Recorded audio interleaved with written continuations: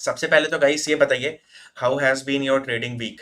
ये हम लोग इस क्लास में गाइस ध्यान रखिएगा, इस क्लास के एंड होने तक। पहले तो हम लोग स्टार्टिंग में थोड़ा सा डिस्कशन करेंगे, ऑडियंस को जानेंगे जो भी है, बट इस क्लास के एंड तक कुछ इंपॉर्टेंट लेसन हम लोग सीखने वाले हैं। सो वीडियो के एंड तक जरूर बने रहिएगा। अगर कोई आदमी कोई आ रहा है और स्टार्ट कर रहा है वीडियो और स्टार्टिंग का 5 मिनट 10 मिनट देख रहा है, तो ये मैं गारंटी दे रहा हूँ कि you will not learn anything for sure, ये फिक्स है। Because most people what they do is कि वो सोचते हैं 5 मिनट में कोई ज्ञान मिल जाए, और 5 मिनट में ज्ञान नहीं मिलता है। मैं भी तो यार यहाँ पे सेम चीज कर रहा हूँ। तो मैं भी तो यार वीडियो बना रहा हूँ जब तक बैठा ही हुआ हूँ। So you also need to stay till the end of the video, उसके बाद ही समझ में आएगा चीजें। But until all audiences are joining, बाकी लोग ज्वाइन हो रहे हैं, तब तक के लिए हम लोग एक बार बेसिक डिस्कशन कर लेते हैं कि क्या स्टेटस है, क्या चीज़ है। एक बार ग्रुप पे भी डलवा दो यार, रुको मैं ही डाल देता हूँ।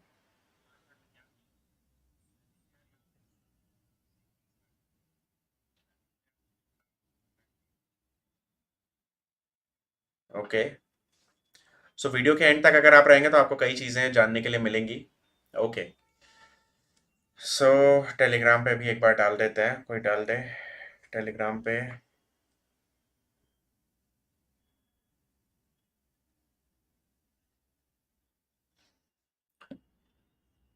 ओके।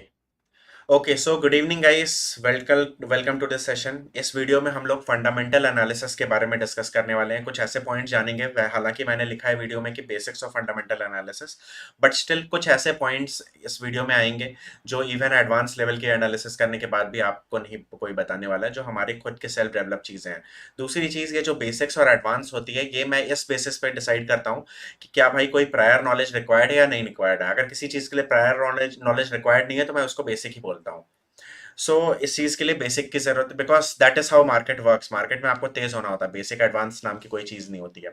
सो इस वीडियो को एंड तक देखिएगा। अगर बीच में वीडियो को आप स्किप कर देते हैं, फिर अगर आपको स्टार्टिंग में लगता है अरे ये बात तो मुझे पता ही है, सो फॉर श्योर मैं आपको बता रहा हूँ कि वीडियो के एंड तक में कोई ना कोई ऐसी बात जरूर रहेगी जो आपको नहीं पता होगी, बिकॉज मैं किसी बुक का नॉलेज या कोई एग्जिस्टिंग प्रिंसिपल या किसी एग्जिस्टिंग चीज को नहीं बताने जा रहा हूँ। इस चीज को ध्यान रखिएगा। इस तो एकदम प्रॉपर ये चीज है।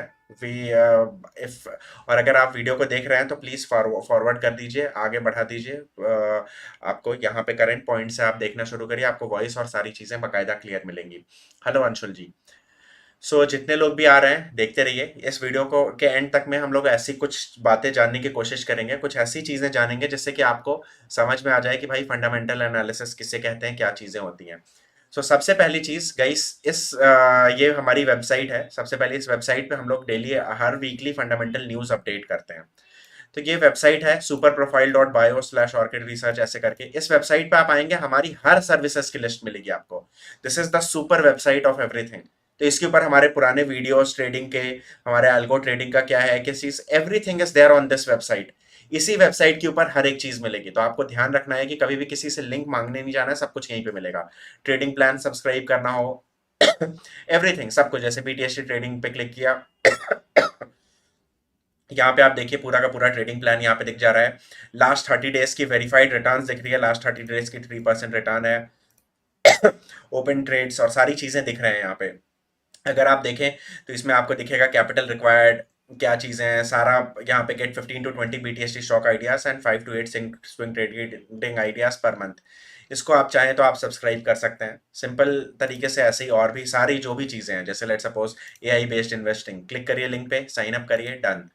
जहां पे भी आपको ट्रेडिंग कोर्स लेना है, कुछ भी लेना है, सब कुछ इस वेबसाइट पे मिलेगा। तो अब मैं आता हूँ फंडामेंटल एनालिसिस वाली बात पे।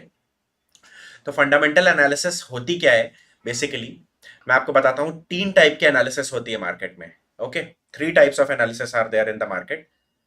3 टाइप की एनालिसिस होती है। फर्स्ट होती है fundamental analysis, which tells you what to buy, कौन सा शेयर बाई करना है कि सेल करना है। ये सारी चीजें जो है, ये सारी चीजें फंडामेंटल एनालिसिस से पता चलती हैं कि कौन सा शेयर बाई करना है, कौन सा शेयर सेल करना है, कितने पे बाई करना है, कितने पे सेल करना है। और लाइक्स नहीं आ रहे हैं गाइस वीडियो पे, थोड़ा लाइक तो बढ़ाइए, थोड़ा लाइक बढ़ाइए गाइस, तभी मजा आएगा, वरना मजा नहीं आने वाला है। प्लीज फटाफट लाइक करिए वीडियो को। सो fundamental analysis tales you what to by और सेल। टेक्निकल एनालिसिस से पता चलता है हमें, दूसरी टाइप की एनालिसिस होती है technical analysis, which tells you कि भाई किस प्राइस पे एंट्री एग्जिट करनी है, मतलब when two by. And third type की एनालिसिस जो होती है वो होती है derivative analysis, which tells you how two by, future by करना है या फिर ऑप्शन सेल करना है, या ऑप्शन की स्ट्रेटजी बनानी, कैश बाई करना है, क्या करना है, वो डेरिवेटिव एनालिसिस से पता चलता है। इसके बाद एक और एनालिसिस होती है सेंटिमेंटल एनालिसिस, जो कि अगर आपने ये तीनों कर लिया ढंग से तो सेंटिमेंटल की जरूरत पड़ती नहीं है, but yes if you do that analysis as well तो थोड़ा सा एज देती है आपको। That's it. सो ओवरऑल 3 ही ब्रॉड कैटेगरीज होती है एनालिसिस की। हम लोग अभी भी वीडियो पे लाइक्स नहीं आ रहे गाइस, जब तक लाइक्स नहीं आएंगे बढ़िया से तब तक यार असली पॉइंटर्स तो शुरू हो नहीं पाएंगे ना। तो फटाफट फटाफट लाइक करिएगा इस वीडियो को। ऐसे तो सही नहीं होता ना यार कि वीडियो लाइक भी नहीं कर रहे हैं आप लोग, राइट। सो फटाफट अभी आप लोग ये बताइए कि कितने लोग, आप लोगों में से कितने लोगों को फंडामेंटल एनालिसिस के बारे में कुछ आइडिया है पास्ट में, कितने लोगों को आइडिया है? फटाफट let's make the session engaging. तभी तो मैं असली चीज बताने वाला हूँ, ऐसे कैसे बता दूंगा? असली चीज बताने के लिए तो इस सेशन को एंगेजिंग बनाना होगा ना, राइट। सो सेशन को एंगेजिंग बनाने के लिए प्लीज टेल मी कितने लोगों को फंडामेंटल एनालिसिस के बारे में पता है? फटाफट बताइए गाइस, क्विकली क्विकली बताइए फंडामेंटल एनालिसिस के बारे में गाइस, जल्दी बताइए गाइस।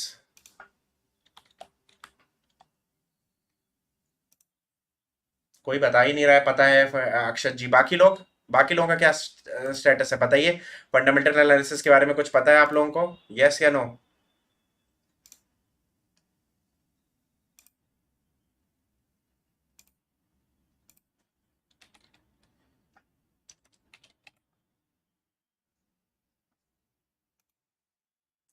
अंकुश तिवारी जी, सीखना है सर। अंकुश जी, मी थोड़ा थोड़ा सा, ओके। और बाकी लोगों का क्या सीन है? कोई आइडिया नहीं है, ठीक है। चलिए तो मैं अब आप लोगों को वेबसाइट पे यहाँ पे अपडेट कर देता हूँ। फंडामेंटल वीकली मार्केट अपडेट में मैं यहाँ पे अपडेट डाल देता हूँ, ओके। और फंडामेंटल एनालिसिस न्यूज़ डाल देता हूँ जिसको हम लोग यूज़ करने वाले हैं एनालिसिस करने के लिए, जिसको हम लोग यूज़ करने वाले हैं एनालिसिस करने के लिए, वो आपके सामने ही ऐड कर देता हूँ, ठीक है। एड ब्लॉक डॉक्यूमेंट, अपलोड कर देता हूँ डॉक्यूमेंट।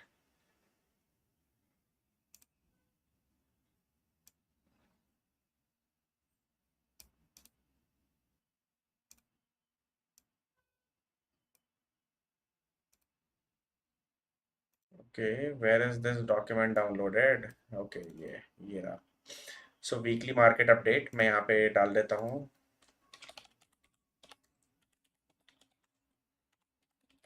हर हफ्ते यहाँ पे वीकली मार्केट अपडेट आती है।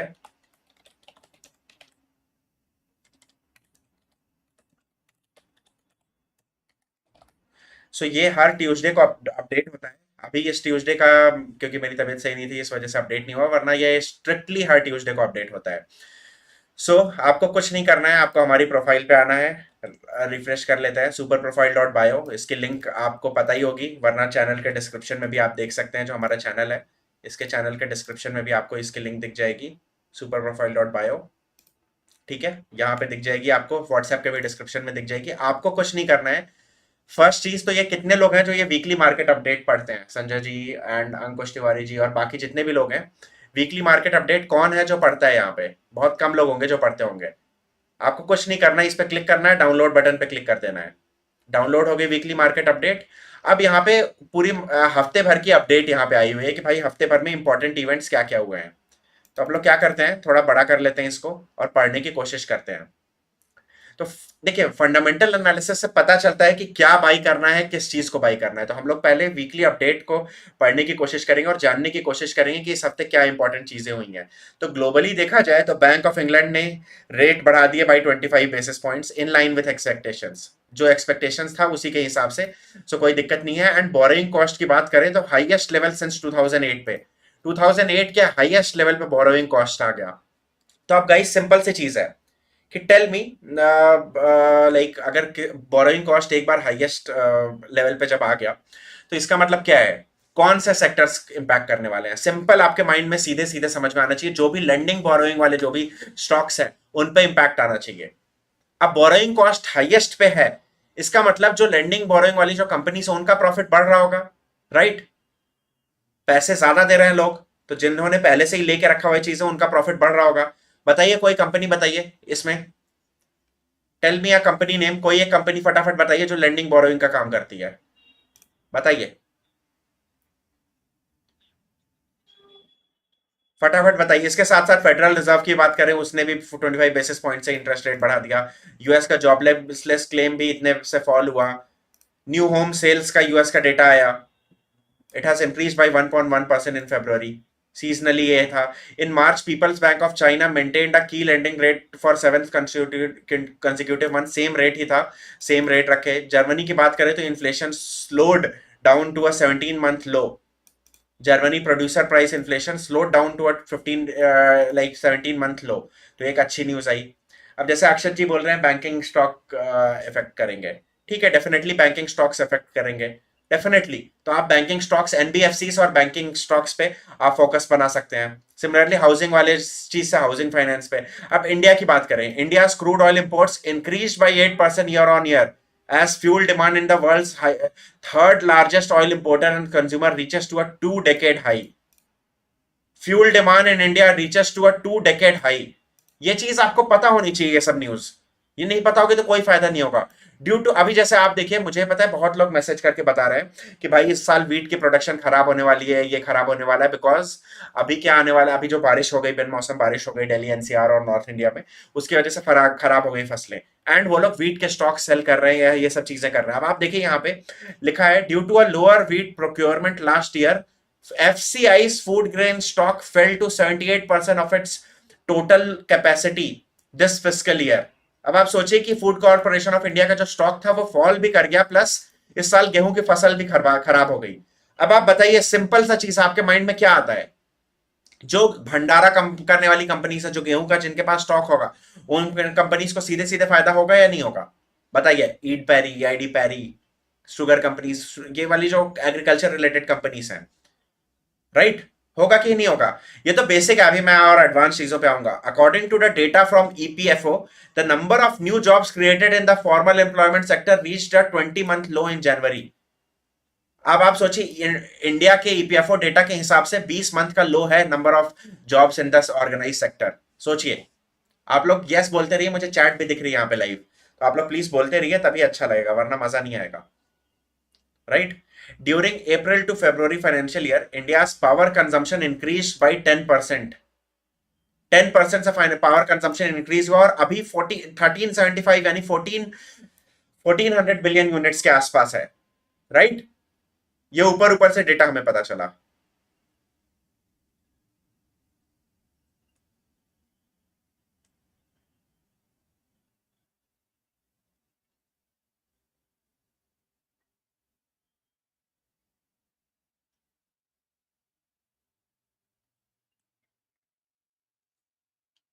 ठीक है।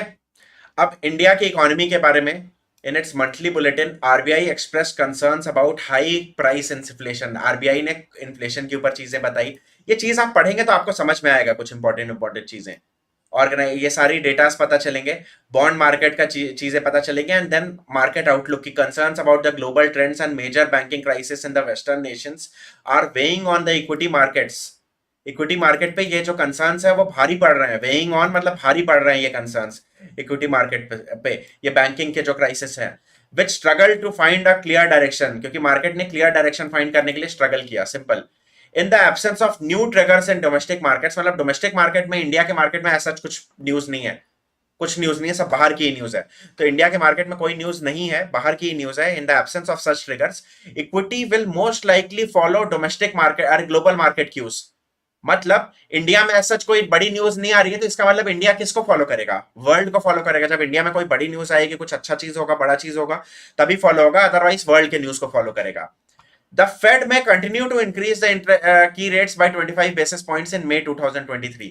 अब मई 2023 का करंट एक्सपेक्टेशन कितना है? 25 बेसिस पॉइंट। ठीक है, 25 बेसिस पॉइंट की हाइक का एक्सपेक्टेशन है मई 2023 में, राइट? समझ आ रहा है? वीडियो लाइक करते रहिए। ओके, एजे जी नहीं समझ आया? ओके, ठीक है, ध्यान रखिए इस समय यूएस डाउ जोन्स क्या कर रहा है, एसजीएक्स क्या कर रहा है, इस पे ज्यादा असर होगा, मार्केट ज्यादा फॉलो करेगा इसको। कुछ दिनों पहले इसको फॉलो करना बंद कर दिया था, अभी फिर से फॉलो करेगा।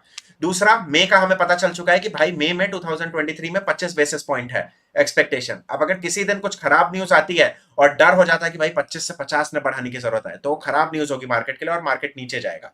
लेकिन आज ही आपको पता चल चुका है। After that, there might be a peak of key rates, which will be decided by keeping track of inflation and stability। मतलब कि भाई मई 2023 में 25 बेसिस पॉइंट बनाया जाएगा, लेकिन वो एक पीक होगा, मतलब जैसे ऊपर जा रहा है अचानक से, वो that will be a peak. Peak का मतलब मैं बता देता हूं, जैसे देखिए आपको डायग्राम के साथ बताता हूं।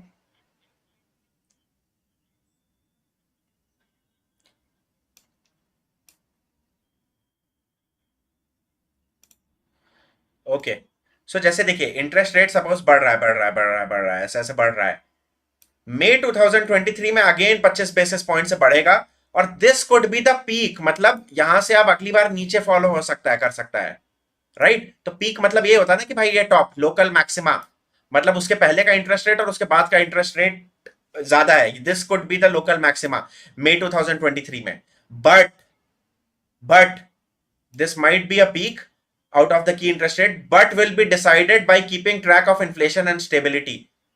मतलब इन्फ्लेशन और स्टेबिलिटी को हमें ध्यान में रखना होगा, उसके बेसिस पे ही हम बता पाएंगे भाई कि भाई ये पीक हो रहा है या नहीं हो रहा है। वेदर दिस इज पीकिंग और not, that will be decided कि भाई इन्फ्लेशन और स्टेबिलिटी। तो अगर इन्फ्लेशन का नंबर फॉल होता है, जैसे जर्मनी में अभी हमें फॉल होते हुए दिखा, वैसे ही बाकी जगहों पे भी अगर फॉल होता है, तो ध्यान रखिएगा कि उसके बेसिस पे हम लोग डिसाइड कर सकते हैं कि भाई रेट कट हो सकता है। इंडिया में एफएनओ में लिक्विडिटी हमेशा रहेगा, तो वो कभी जीरो तो नहीं होगा ना। आते हैं औसम जी, अपना नाम बता दीजिए औसम जी क्या है। The RBI may also follow the global central banks and raise interest rates for another 25 basis points in April. एकदम बड़ी चीज, मजेदार चीज। आरबीआई जिसकी मॉनेटरी पॉलिसी की मीट कब होने वाली है गाइस, बताइए फटाफट बताइए, किसी के सबको गैस है? जिसको नहीं याद है वो याद रखिए, 4 अप्रैल, 5 अप्रैल। काफी पहले से पता था ये बात, हम लोग को 1 महीने से पता है ये बात। जिसको नहीं पता है वो असली ट्रेडर नहीं है, ध्यान रखिएगा, या एटलीस्ट हमें फॉलो तो नहीं कर रहा है। इकोनॉमिक कैलेंडर पे आते हैं, आपको दिखा देता हूं मैं, 4-5 अप्रैल है। आज रामनवमी की हॉलीडे है, नेक्स्ट वीक महावीर जयंती भी है, वाह। ट्यूसडे को ट्रेडिंग हॉलीडे, ये देखिए 6 अप्रैल, अच्छा ठीक है, 4 और 5 अप्रैल को मीटिंग होती है, और ऑब्वियसली अनाउंसमेंट तो यार मॉर्निंग में ही होता है, सुबह 10 बजे होता है इंडिया में। तो देखिए 6 अप्रैल को इंटरेस्ट रेट का डिसीजन आने वाला है। क्या एक्सपेक्टेशन है? पिछला क्या था? 6.5, अभी का एक्सपेक्टेशन है 6.75। यहां पे देखिए क्या लिखा है, अप्रैल में 25 बेसिस पॉइंट की हाइक संभव है। 25 बेसिस पॉइंट मतलब 0.25%, एक बेसिस पॉइंट मतलब 0.01%। बेसिस पॉइंट मतलब, जिसको नहीं पता है, फंडामेंटल एनालिसिस की एक टर्म होती है बिप्स, जिसको शॉर्ट में कहते हैं बिप्स या बेसिस पॉइंट। बेसिस पॉइंट मतलब भाई अगर 6.2 है और 6.4 कर दिया गया, यानी 20 बेसिस पॉइंट का डिफरेंस है। 0.01% चेंज मींस 1 बेसिस पॉइंट, ठीक है। तो 25 बिप्स बढ़ेगा, ये फंडामेंटल एनालिसिस की लैंग्वेज होती है। 25 बेसिस पॉइंट्स, बिप्स, बीपीएस, जो भी कहिए आप इसको। देखिए बीपीएस कहिए, बिप्स कहिए, 25 बेसिस पॉइंट्स कहिए, ठीक है। अरे क्यों खुश हो गए हॉलीडे देख के? अभी पता चलेगा। सौरभ सर के साथ मैं कल शायद थाईलैंड जा रहा हूँ, अभी देखते हैं, शाम को टिकट लेने की बात हो रही है। तो हम लोग शायद 4-5 दिन के लिए मैं और सौरभ सर घूमने जाएं। आपके आइडियन ट्रेडर वाले सर। तो हो सकता है हम लोग घूमने जाएं, वही बात चल रही थी, देखते हैं। Let's see. तो 5 दिन की छुट्टी हो गई ना यार, एक दिन की मंडे की छुट्टी ले लेंगे अगर, तो 5 दिन की छुट्टी हो गई, राइट। तो एनीवे, सो खैर एनीवे, ये आरबीआई का और ग्लोबल सेंट्रल बैंक का ये सारी चीजें हैं। तो आरबीआई क्या करेगी इस समय? बाहर के बैंक्स को फॉलो करते हुए ये बढ़ाने वाली है। क्यों बढ़ाएगी? क्योंकि अगर बाहर के बैंक में, बाहर के कंट्री में एफडी का रेट ज्यादा हो गया, तो यार इंडिया में जो एफडी में इन्वेस्ट किया है वो निकाल के बाहर कर देगा। तो लिक्विडिटी को बचाए रखने के लिए इंडिया को भी बढ़ाना पड़ेगा एफडी का रेट, राइट। सो ये चीज हुआ, ठीक है। अभी तक मजा आ रहा है I think so. Investors could be cautious and stay invested, however fresh allocation of fund should be invested through systematic investment manner, मतलब स्टैगर्ड मैनर, मतलब थोड़ा थोड़ा टुकड़ों टुकड़ों में फ्रेश इन्वेस्टमेंट। पुराने तो जो है उनमें तो इन्वेस्टेड रही है, लेकिन न्यू इन्वेस्टमेंट ये नहीं कि एक बार में 20 लाख रुपए लगा दे, थोड़ा थोड़ा कर करके लगाइए। ये इक्विटी मार्केट का है। विथ रिगार्ड्स टू द डेब्ट market, we may see the peak of interest rates over the next few months. मतलब नेक्स्ट फ्यू मंथ्स में, अच्छा आपको पता है यहाँ पे कौन से पर्सन है? चलिए मैं आपको फंडामेंटल एनालिसिस का एक कॉन्सेप्ट बताता हूँ यहीं पे। फटाफट गाइस सुनिए, फंडामेंटल एनालिसिस का कॉन्सेप्ट बताता हूं, क्या आप सब लोग देखिए, दो टाइप्स के फंड होते हैं डेप्ट मार्केट में। कई टाइप्स के फंड होते हैं, मतलब obviously low duration, medium duration, long duration. But एक सिंपल से छोटी है, कम अवधि और ज्यादा अवधि, इन दो पार्ट्स में let's classify these things into two parts let's classify these things into two parts, lower duration funds and higher duration funds, कम अवधि और ज्यादा अवधि। ठीक है, ये दो पार्ट्स में हम लोग क्लासिफाई करते हैं फंड्स को। तो जो कम अवधि वाले जो फंड्स होते हैं या lower duration bond funds, what happens is guys, एक simple, let me ask you a question, there are, जो लोग भी हैं, I want everybody to reply, तभी आपको समझ में आएगा। So I want everyone to reply to this question. Let's suppose interest rates are rising, okay, interest rates are rising, then what will you prefer, lower duration bond funds or higher duration bond funds whose duration is low or whose duration is high? Tell me, if interest rates are rising, then what will you prefer? Or let's suppose you are investing in a mutual fund, so what will the fund manager prefer, lower duration bond funds or higher duration bond funds? Tell me quickly fatafat, quickly, low or high and along with reason, फटाफट guys answer दीजिए, तुरंत दीजिए answer, quick answer दीजिए फटाफट guys, low duration bond funds और high duration bond funds, फटाफट guys फटाफट, quickly guys quickly.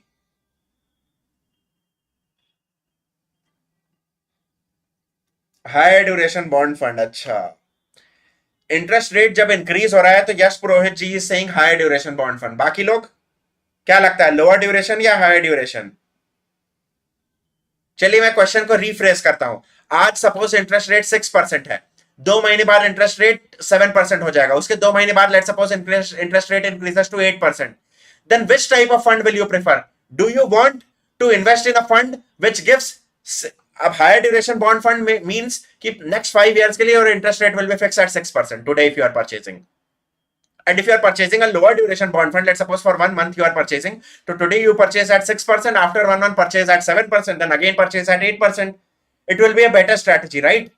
So everyone said higher duration bond fund, but it is absolutely wrong,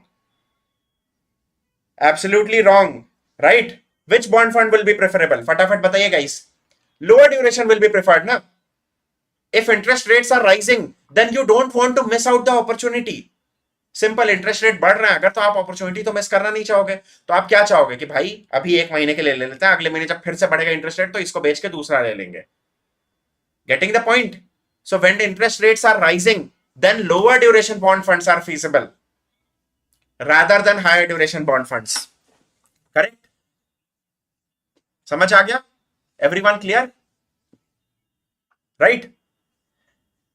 so same thing इसका, so now what happens is कि mutual fund companies, since it is a rising interest rate scenario, mutual fund companies are preferring lower duration bond funds, ठीक है, lower duration bonds, lower duration papers. आपको दिख रहा होगा हम लोग भी जो एफडीज एनसीडीज जो चीजें बताते हैं, जैसे आप देखिए मैं आपको शेयर करता हूं, सिंपल, जो भी एफडीज एनसीडीज जो हम लोग शेयर, जो भी हम लोग कर रहे हैं, वो सारी एफडीज एनसीडीज में we are preferring lower duration bond funds. So अभी देखिए, we may see a peak of interest rates in the next few months. So अब क्या होगा, जब इंटरेस्ट रेट पीक कर रहा होंगे, विच मींस कि बॉन्ड जो इंटरेस्ट रेट की इंक्रीज होने की साइकिल है, that might peak out, which means कि ऊपर बढ़ने की साइकिल है वो अचानक से पीक कर सकती है, उसके बाद फॉल करना शुरू कर सकता है interest rate scenario. So tell me what transactions will the fund managers take? Mutual fund managers, जो बॉन्ड फंड मैनेजर्स होते हैं, वो क्या कर रहे होंगे इस समय, नेक्स्ट फ्यू मंथ्स में क्या करेंगे? अभी तो चलिए उन्होंने लोअर ड्यूरेशन बॉन्ड फंड्स लिया, लेकिन नेक्स्ट फ्यू मंथ्स में उनको पता है क्या करना पड़ेगा, lower duration bond funds by करना बंद करना होगा, so that next few months में मैच्योर हो जाए, लोगों के फंड्स मैच्योर हो जाए और उनको पैसा दे दें, और न्यू पैसे जो आ रहे हों उस पैसे से they will buy during falling interest rate scenario. What is preferable? Higher duration bond funds are preferable during falling interest rate scenario. After few months of interest rate down आना शुरू होगा तो higher duration bond funds will be preferable. Simple example, एक simple example मैं देता हूं, same logic से आपको समझ में तो आ गया होगा, बट फिर भी मैं एक एग्जांपल देता हूं। Let me give you a simple example. Let's suppose today you buy a higher duration bond funds, today you buy, after suppose 5 months you buy a higher duration bond fund at suppose 10% per annum, 7 years का bond fund आपने buy किया at suppose 10% per annum, okay? Right? Suppose higher duration bond fund आपने buy किया for 7 years time frame at 10%. Now let suppose after 2 years interest rates drop from 10% to 5%. Suppose 2 साल में 10% से 5% पे interest rate आ जाता है.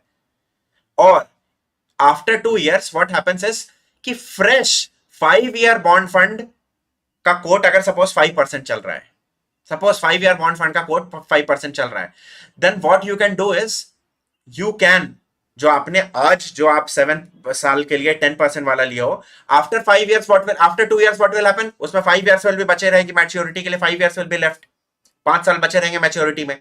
तो आप क्या करोगे, आप किसी के पास जाके कह सकते हो कि भाई आप न्यू 5 year का फंड जो लेने जा रहे हो, there you will get just 5% interest rates. I will give you 5.5% interest rate, give me, take this fund from me. तो आपने 10% पे बाई किया, 2 साल 10% रिटर्न कमाई. नेक्स्ट 5 year का बॉन्ड फंड 5 years में कोट हो रहा है, आपने 5.5 पे बेच दिया. So what will happen is 2 years में आपने 10% कमाया and you sold the bond and you took out your money, किसी और को आपने दे दिया, जिसने आप लिया that person is also profitable. But what you did was you place 2 transactions, एक बाई का एक सेल का. What was this, short selling, right? Higher interest rate पे बेच के लोअर इंटरेस्ट रेट पे स्क्वायर ऑफ कर दिया ट्रांजैक्शन आपने. Short selling, this is called as short selling, right? या फिर लेट सपोज इस बॉन्ड में अगर आप पुट ऑप्शन बाई करते हो या स्वैप्स बाई करते हो, right, this could have given you profit. So this is called as trading in the bond market. आज तक आपने इक्विटी मार्केट की ट्रेडिंग सुनी थी, ये बॉन्ड मार्केट की ट्रेडिंग हुई.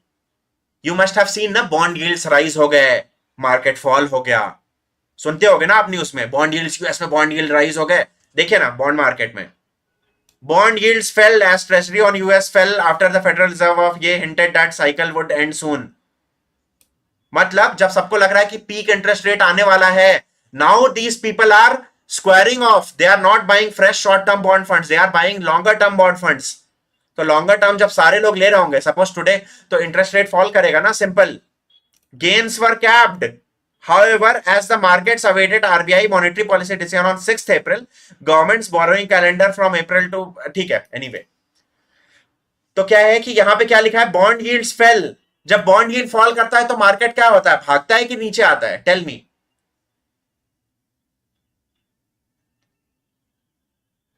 यश यश पुरोहित जी, ओके, तो बॉन्ड भी इक्विटी वाले रिटर्न दे देंगे, काइंड ऑफ. आप सोचिए, समझ आ रहा है आप लोगों को गाइस, ये जो चीजें मैंने बताई बॉन्ड मार्केट में ट्रेडिंग, और ये बताया आपने, न्यूज सुनी होगी नहीं, बॉन्ड यील्ड्स राइज हो गए मार्केट. आप सोचे भाई बॉन्ड यील्ड से मार्केट का क्या लेना देना. अरे भाई why not, if I am a trader I will trade in that script ना जहां पे मुझे प्रॉफिट हो रहा हो. तो if I am getting profit in bond market I will take out money from equity market, trade there, guaranteed profit है वो. समझ आ रहा है एवरीवन? थोड़ा जल्दी जल्दी बोलिए, कोई बता नहीं रहा है, मजा नहीं आ रहा है मुझे. टू वे कम्युनिकेशन होता है तब मजा आता है. तो जब, yes Akshat ji, bond yield fall means bond market में पैसा जाने लगा, तो वहां से पैसा निकाल के people will invest in equity market. FD में रेट कम मिलेगा तभी तो शेयर मार्केट में लगाएंगे लोग. इफ एफडी में रेट ज्यादा मिल रहा है तो जो person, the person who just came to investing in stock market just this month, he'll again go back to FD. एक, this is one reason. Second reason, bond market में trading वाला reason मैंने आपको बताया. एवरीवन प्लीज से यस और no. समझ आ रहा है या नहीं यार? मजा नहीं आ रहा मुझे, पता ही नहीं चल रहा है कि समझ आ रहा है कि सर के ऊपर से जा रही है चीजें. फटाफट फटाफट please please please quickly quickly बताइए गाइस. अच्छा, इस समय 6 मॉनिटर्स का सेटअप है, 1 2 3 4 5 6. सो I have 6 monitor setup now. This is of, this is on, this is on, this is on, this is on, this is on. Of because it is a TV, तो वो उसमें करते हैं. सो सबको समझ में आ गया? ठीक है. सो मार्केट के भागने का समय आ गया है कि नहीं आ गया है? Over the next few months staggered manner में you have to invest, but as soon as these interest rate peak and start to come down, market will start to rally. So equity market is set to rally, बस कुछ समय की और बात है. Correct everyone? ठीक है. सो अभी हमने फंडामेंटल एनालिसिस किसी, देखिए ये न्यूज पढ़ते पढ़ते में हमने फंडामेंटल एनालिसिस में बॉन्ड की ट्रेडिंग का डिस्कस कर लिया. We discussed about lower duration, higher duration bond funds. What is the strategy of fund managers in such cases?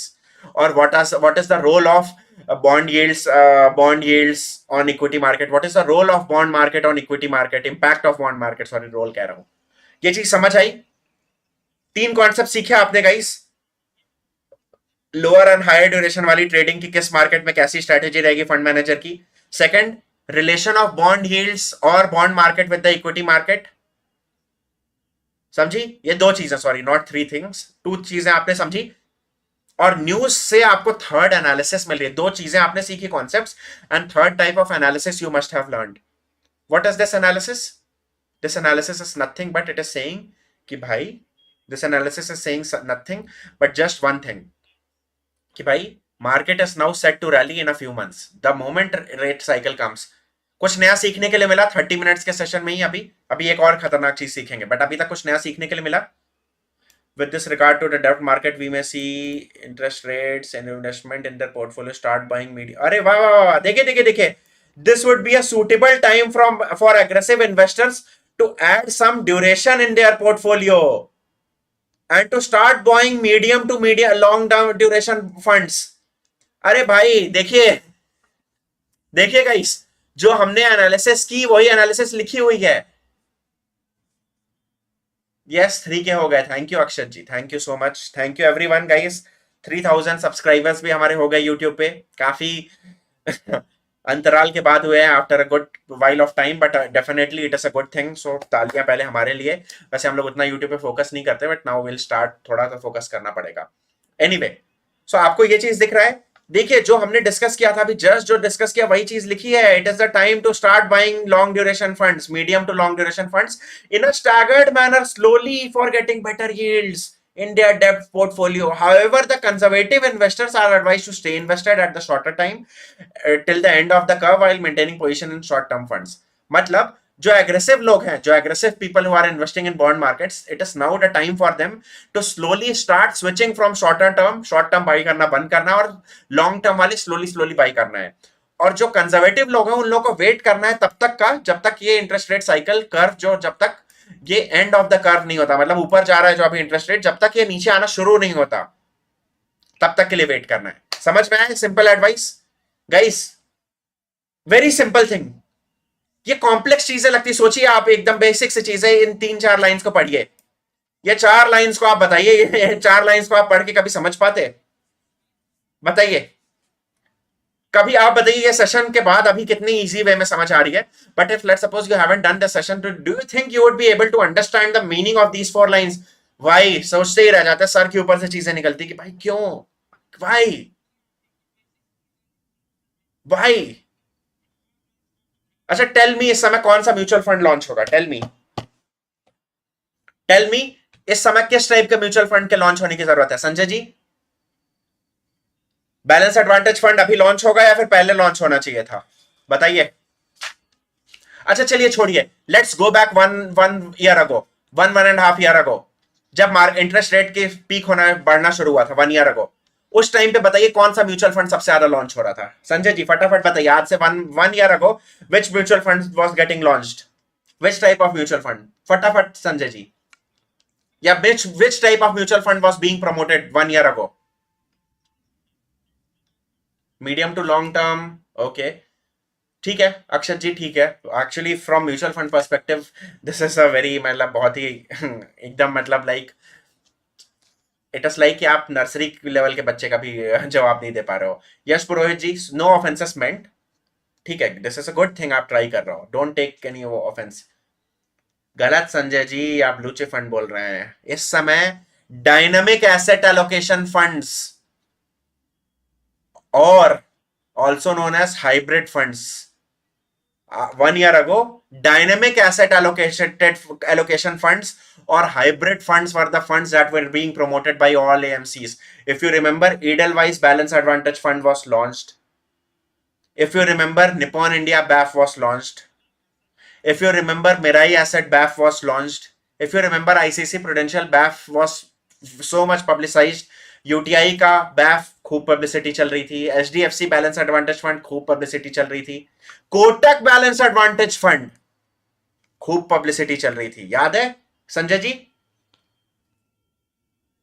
Dynamic asset allocation fund means those funds which allocate assets as per the market, मतलब when market is rising equity में, if market is falling gold और bond funds, so during that time dynamic asset allocation funds were the key thing. इस time पे बताइए कौन से fund की जरूरत पड़ेगी, चलिए फटाफट बताइए, इस टाइम पे कौन से फंड की जरूरत पड़ेगी, बताइए क्विकली क्विकली, इस टाइम पे कौन सा वाला फंड। चलिए मैं आंसर बताता हूं, आप बोलिए यस और नो। एग्रेसिव इक्विटी में इन्वेस्ट करने वाले funds, aggressive equity investing funds, like like कौन से, index funds first, best time to invest in index funds. Flexi cap funds second, mutual fund जो अभी लॉन्च होंगे और जो होने वाले हैं कैटेगरी चेक करिएगा, index funds, flexi cap funds और multi cap funds. These will be the three categories जिसके फंड्स लॉन्च होंगे mostly.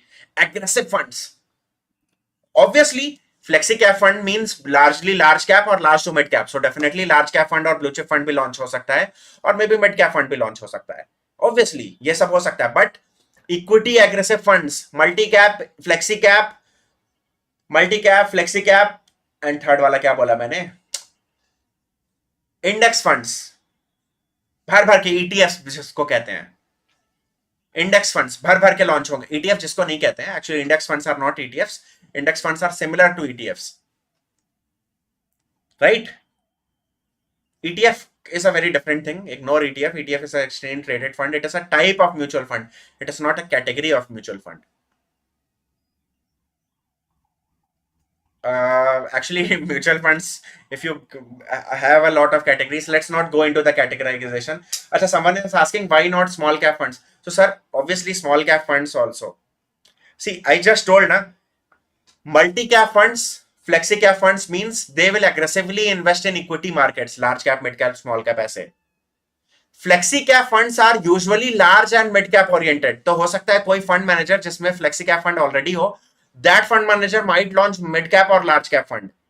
Now if we talk about small cap, obviously when I told this flexi cap वाला large और mid cap वाली चीज, I was assuming, I was like following up on the statement, मैंने flexi cap बोला था उसके बाद की statement मैं बता रहा था इस समय, तो ये चीज है।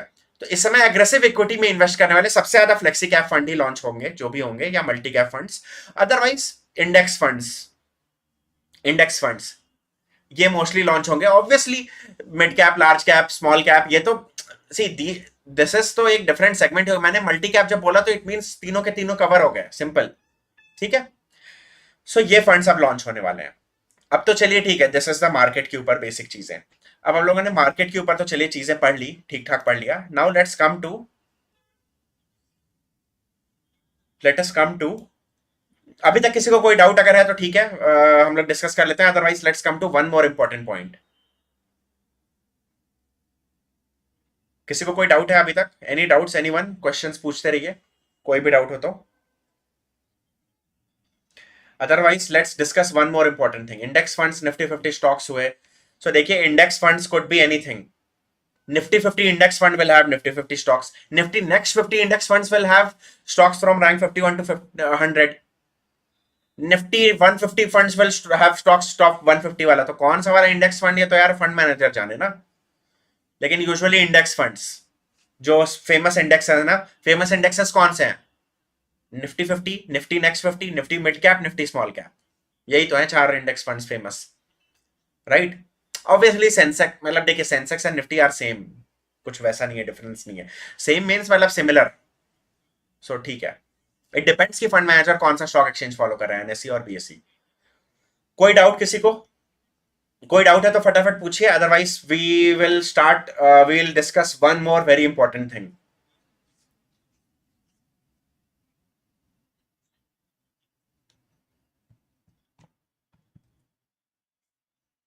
Okay, so let us discuss about economics.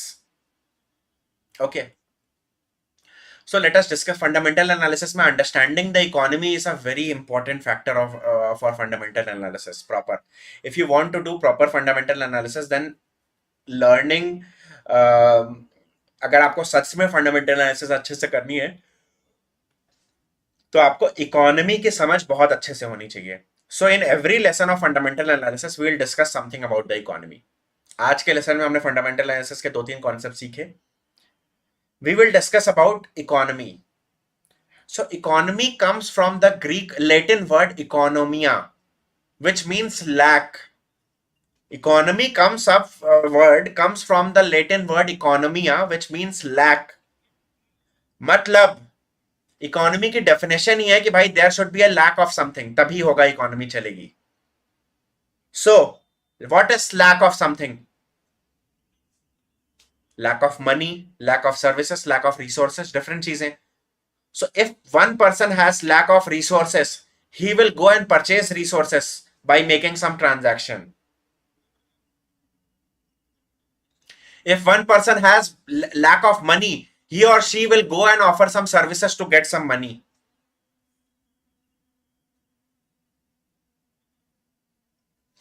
If one person has a lack of people, he or she will go and hire people and make transactions, give them money. है ना?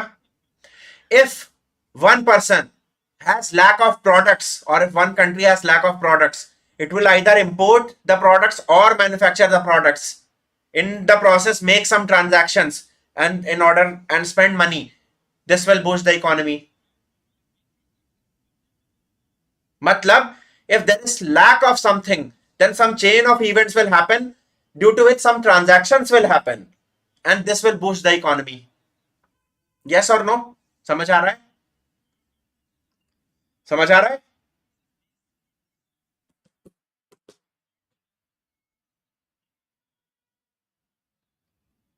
ग्रेट. ठीक है. सो इकोनॉमी मतलब lack of something. अब बताइए, एक simple सी चीज है. चलिए, आज से कुछ समय पहले, अच्छा, lack of something. Now let suppose if someone comes, कोई एक भगवान आ जाते हैं. Let suppose if some god comes and he gives money, he distributes money to everyone. If some god comes and he or she distributes money to everyone, then what will happen? Lack of money gone, lack of resources gone, lack of services gone, lack of products gone, lack will be gone, economy will be finished, economy will be bankrupt. हाँ, है ना? अगर सबको पैसे बांट दिए जाए तो लैक ही नहीं होगा, ट्रांजैक्शन ही नहीं होंगे, इकोनॉमी विल बी खत्म. यस और no?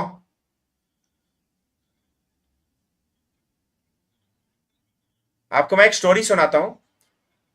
Do you know the richest person, जो आज तक लाइफ में, वर्ल्ड की, अर्थ की पूरी हिस्ट्री में richest person who ever, who was like who ever lived on earth, richest person to ever live on earth? Do you know?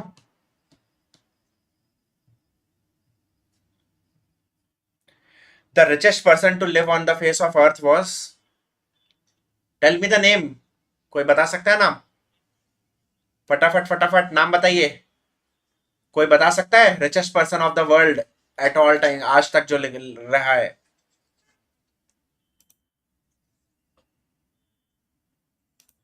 Hmm.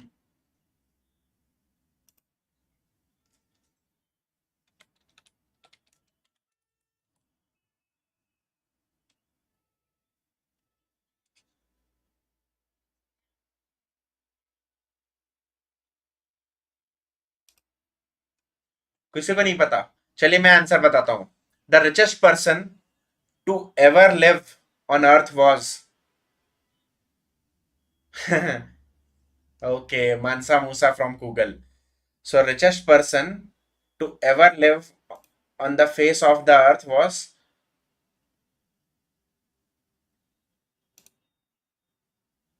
Mansa Musa. Richest person to ever live on the face of the earth was,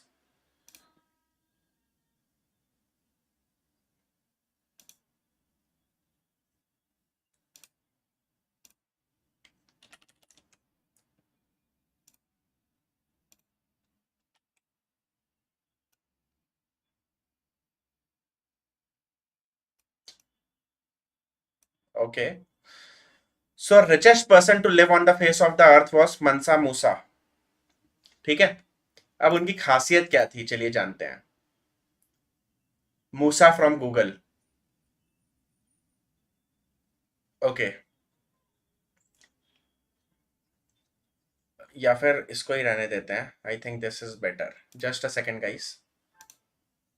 okay. So Musa from Google Google से आया। तो he was the king of Africa, he was the richest person. You know what he did? चलिए मैं आपको बताता हूं। Which is the earliest dated civilization? सबसे पुराना सिविलाइजेशन कौन सा है? इंडिया में था Indus valley civilisation, Harappan civilisation, ये सब था। वर्ल्ड में कौन सा था? मेसोपोटामियन सिविलाइजेशन अपर यूरोप के साइड, मेसोपोटामियन। अफ्रीका में इजिप्शियन सिविलाइजेशन, याद है? इजिप्शियन सिविलाइजेशन पढ़ा होगा ना हिस्ट्री में आपने, क्लास 6 की हिस्ट्री में। इजिप्शियन सिविलाइजेशन याद है? इजिप्शियन सिविलाइजेशन के टाइम पे क्यों इजिप्ट में भाई सोचिए, सोने के साथ even mummies are also getting buried with a lot of gold, इतने अमीर थे। पता है क्यों? मनसा मूसा ऐसे ही भ्रमण करने निकले थे। He just was walking around Egypt and he saw, अरे भाई they are so poor. He had so much wealth that he gave gold to everyone, and in this process he bankrupted Egypt. Egypt की economy ध्वस्त, खत्म। Egyptian civilization was gone because there was lack of nothing. Everyone had gold. Everyone was rich. Nobody was doing anything. Security gone. Very good, Yash Purohit ji. Security gone, बाहर से लोग attack करके लूट के ले जाते थे, सब खत्म, काम खत्म। Civilization gone, gone from the face of the history. 7-8 pharaohs के बाद खत्म। इतने अमीर थे कि भाई गोल्ड सोने के साथ दफनाया जाता था। मेसोपोटामिया के बाद ही तो आया था एक Mesopotamian civilization, side by side was flourishing in Greece के आसपास, इन यूरोप। और अफ्रीका में ये अटैक करके ले गए सबके सब, बन गया यूरोप अमीर अफ्रीका से। Africa had a lot of natural resources, Europe has very less natural resources in comparison to Africa. In comparison to Africa naturally occurring resources, but still Europe is much more। वो लेके गए Greece वाले सब। After that came the French revolution. दुनिया मेरा French revolution तो बहुत late आया। इसी रीजन से these countries, Greece, France, Europe में क्यों अमीर हैं? सबके सब क्यों अमीर है? बिकॉज फ्री के पैसे मिले थे यार, राइट right? क्यों मिले थे? Because in that country even soldiers were not working, nobody was working because everyone was rich. So why will anybody work? Country was gone, shortage of everything, food crisis, हर चीज की crisis आते गई आते गई। So simple concept of economy कि भाई there should be lack of something. If there is no lack ना, इकोनॉमी फ्लरिश नहीं करेगी। अब आप बताइए, बचपन से आप इंडिया में पैदा हुए हैं इंडिया में तो लैक ही लैक है ना राइट, राइट मतलब हैव यू सीन एनीवन कि नहीं भाई, no no I have plenty of this. India में तो भाई गरीबी इतनी चरम सीमा पे है, right. So due to this reason lack, बाकी के कंट्रीज में पता है इक्वालिटी इतनी ज्यादा आ चुकी है कि they have reach their threshold, they are not able to grow up उतनी स्पीड से। बट इंडिया इसी रीजन से स्पीड से ग्रो हो सकता है, because there is huge lack. But yes, इस लॉजिक से तो अफ्रीका और तेजी से ग्रो होना चाहिए, and ideally yes it should. But lack के लिए सर्विस प्रोवाइडर भी तो होना चाहिए। अरे सर्विस एक्सेप्टर भी तो होना चाहिए। लेट सपोज यू डिसाइड कि चलो भाई I will work as a cleaner in some society and I'll earn money. For that there should be some big society also ना, so that gaps are there। if सारे लोग गरीब है तब भी खत्म काम, लैक कैसे होगा? कंपैरेटिव गैप होना चाहिए। some person should be rich, some person should be poor, then only transactions will happen। and what is economy? economy is nothing but the record book of all transactions। एक लेखा जोखा है, जितने ज्यादा transaction उतनी बड़ी इकोनॉमी। एक किताब मानिए इकोनॉमी को जिसमें सारे ट्रांजैक्शंस का रिकॉर्ड होता है। Economy is nothing but a record book of transaction. So GDP is nothing but the record of transaction, so no transaction absolutely. अरे भाई ये तो मेरे मुंह से वर्ड छीन लिया यार यश पुरोहित जी आपने। इकोनॉमी और GDP is nothing but, economy is nothing but a record book of transaction, GDP is nothing but एक पर्टिकुलर टाइम फ्रेम में उस रिकॉर्ड्स को लेके कुछ एक नंबर बनाने को ही जीडीपी कहते हैं। कि भाई सबको ऐड कर दिया है तो अच्छा 4-6, सपोज ऑल द ट्रांजैक्शंस को ऐड करके सम कर दिया, अच्छा 4.6, अच्छा 3.3 trillion, oh so this is the GDP of India. समझ रहे हैं? Getting this point, right.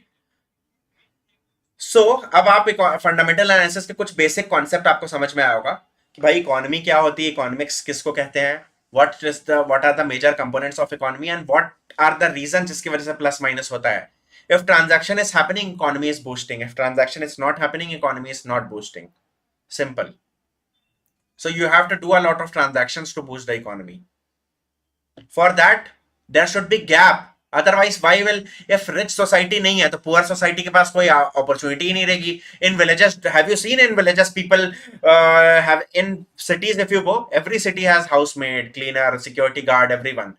In villages you go, एक दो घर लोगों में होता है, थोड़े लोग काम कुछ करते हैं. Otherwise, everyone does their own work. So inequality should be there in the society for economy to grow. Please guys, ये देखिए, if anybody from like कोई social welfare या कहीं और से देख रहा है वीडियो को, please do not take this. It is not meant. मैं एक hardcore economics के रूल समझा रहा हूँ. Please do not get offended कोई भी कि अरे भाई ये तो inequality promote कर रहा है. I'm not promoting inequality. I'm not promoting. It is just a concept जो मैं बता रहा हूँ. I'm not against ये. I believe in equality. सारा चीज है. But बस मैं example दे रहा हूँ कि भाई inequality होगी तभी तो transaction होगा, तभी तो सर्विस प्रोवाइड करेगा. अगर नहीं तो कैसे होगा. So I am not promoting inequality, but it is a simple thing. एक सिंपल सी बात है कि इनइक्वालिटी प्रमोट करने की बात नहीं है. It is a simple thing कि यार, if transactions are supposed to happen, then there should be a buyer and there should be a seller of some good or service. For services, if a seller is selling services, then either reason would be कि भाई buyer तभी buy कर रहा होगा ना when he needs that services, उसको कुछ चाहिए. तो सर्विसेज, सपोज सिक्योरिटी गार्ड की सर्विस तभी लोगे ना आप जब आपको सिक्योरिटी की नीड होगी. नीड कब होगी? जब आपके पास पैसा होगा, तभी तो चोरी होगी आपके घर पे. See again, I am not promoting चोरी और ये सब चीजों को. Please guys, do not take it in a wrong way. मैं बस एग्जांपल दे रहा हूं. राइट? समझ आया सारे लोगों को ये सारी चीजें? काफी देर हो चुका है यार, 54 मिनट्स हो चुके हैं. Everyone understood? कैसा लगा क्लास? कोई क्वेश्चन अभी तक, कोई डाउट? बिकॉज अभी एंड करते हैं इसको, बाकी और भी डिस्कशंस करेंगे. लेकिन अभी तक कैसा लगा आप लोगों को? अच्छा लगा?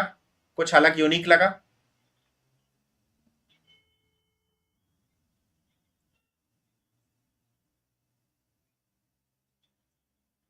कुछ यूनिक लगा गाइस? बताइए फटाफट.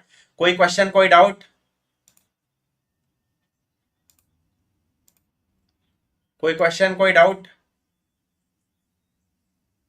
फटाफट फटाफट फटाफट गाइस, जल्दी. ग्रेट. थोड़ा वीडियो लाइक करिए यार, बहुत लोग लाइक नहीं किए हैं वीडियो अभी. और अपने फ्रेंड्स को थोड़ा बोलिए चैनल को सब्सक्राइब करने के लिए, चीजों को करने के लिए. तो ये जो फंडामेंटल एनालिसिस का ये जो कॉन्सेप्ट है, फर्स्ट कॉन्सेप्ट तो हमने आज डिस्कस किया. बाकी इसके तरह और भी जो फंडामेंटल एनालिसिस के कॉन्सेप्ट्स हैं, ये सारे कॉन्सेप्ट 30 डेज लाइव का जो ट्रेडिंग सेशन होगा ना, उस समय ऐसी ऐसी बहुत ढेर सारी चीजें डिस्कस की जाएंगी. अनलिमिटेड चीजें यार. मतलब मुझे तो लगता है शायद 1 साल का भी बैच चला दूं तब भी सिखाने के लिए अनलिमिटेड चीजें हैं. ठीक है? 30 डेज जूम लाइव को ज्वाइन करने के लिए यहाँ पे क्लिक करिए. मंडे से शुरू होगा यार. पहले यहाँ पे देखिए डेट थोड़ा सा गड़बड़ लिखिए. रुके मैं चेंज कर देता हूँ डेट.